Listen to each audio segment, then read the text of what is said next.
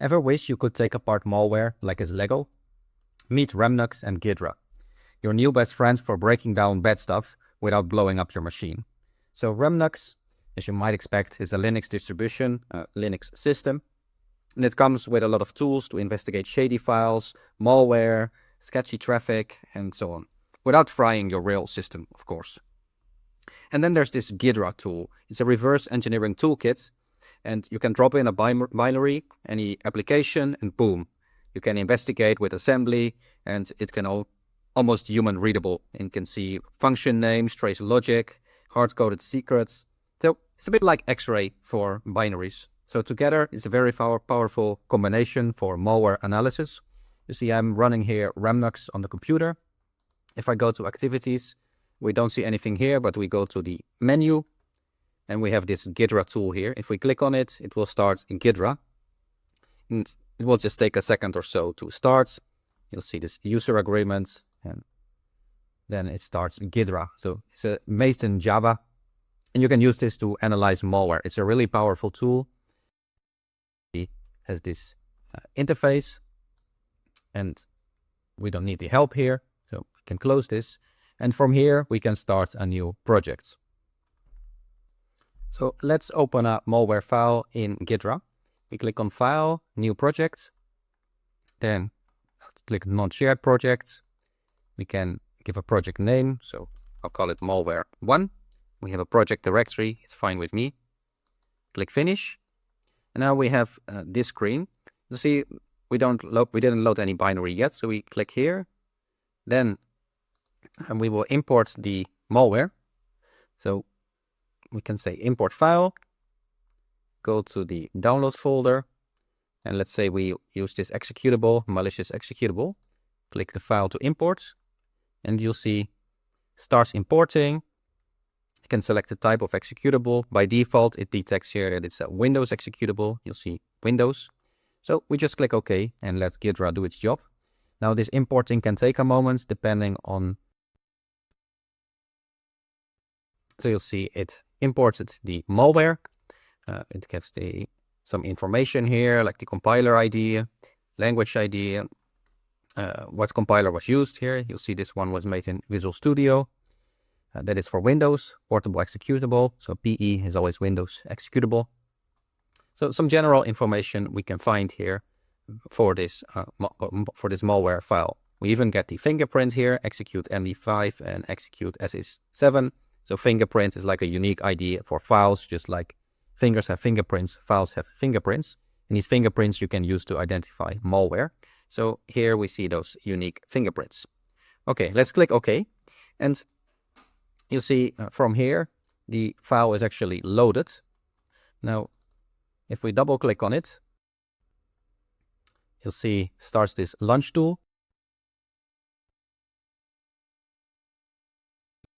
The assembly code. And you'll see the first thing it pops up with is that the file has not been analyzed. Would you like to analyze it? Well, that's why we start this video, right? So we click yes, then it starts analyzing. You can select what things you want. I'm just gonna click analyze here and let it do its thing. So inside Ghidra, what you'll want to look at is where does the program start? The program always starts in main or entry.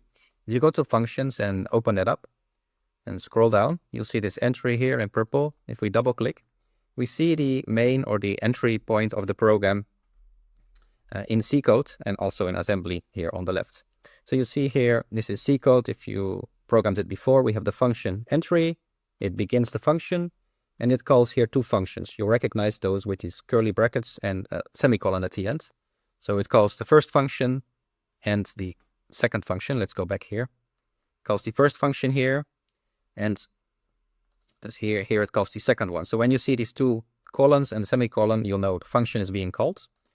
If I right click on here, I can click on references. And if I click the first reference, I'll actually see it says call with the function name. And I can do the same thing for the other one. If I right click references and then find the reference, and you see it calls here that function. Now, let's say we want to find this function. We can try to double click, and then it jumps directly to the function. Now it's important here is that the analysis was completed before you do this. Depending on the program, it might take a while. And now we can see the actual C code of the function. So we can browse around and see or get an indication about what this program is doing. So if we go back to the entry point, you'll see we have another function here, fun underscore with a number. So that in itself could be very suspicious if this was supposed to be a normal program. Now, if we double click on it, you'll see it instantly jumps to that function where you can see some variables are defined, and then it calls some functions here, calls some other functions called fun. And so in itself, very suspicious.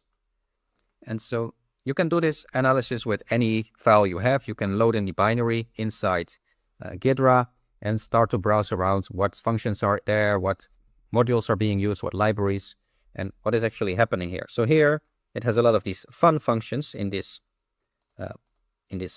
code. If I go here in the functions, you'll see they created a folder F, and in the folder F they have a folder app fun, and then they have more folders, and then they have more folders inside, and those folders in themselves, they have all kind of functions called fun. Now, no serious business or programmer will name all their functions fun. That makes no sense at all for a normal program. So obviously this is malicious, this is malware. And you'll see you can browse around the code and you can further investigate. For example, we could click on this function and then see what is happening inside the function. So you can go function by function and browse around the source code with Ghidra. Now, inside Ghidra, there's many additional things you can do. For example, if we go here, you'll see these little two bluish icons. If you click on them, you can view the symbol table. Now, they both show the symbol table. So we have this one, and we also have this one.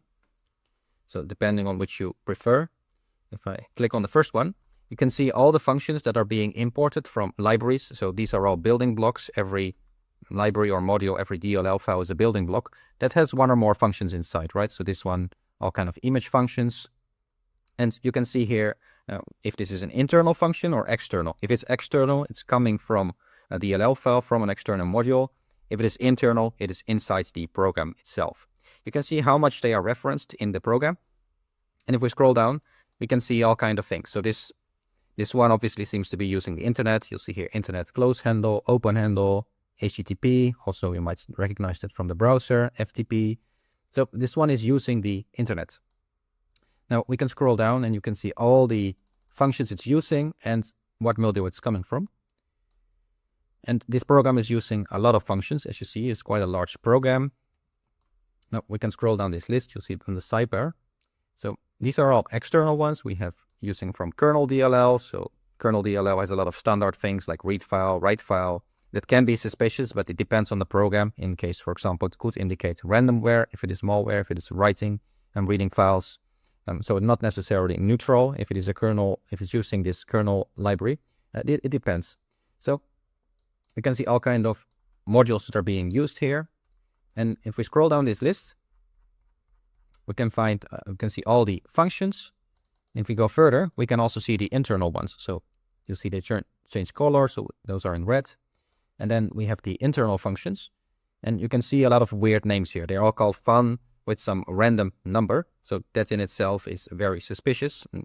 As in normal programs, they don't call all their functions fun. That must be a really strange programmer or malware, right? So you can find all kind of things here. In this case, it names all there's a lot of functions called fun.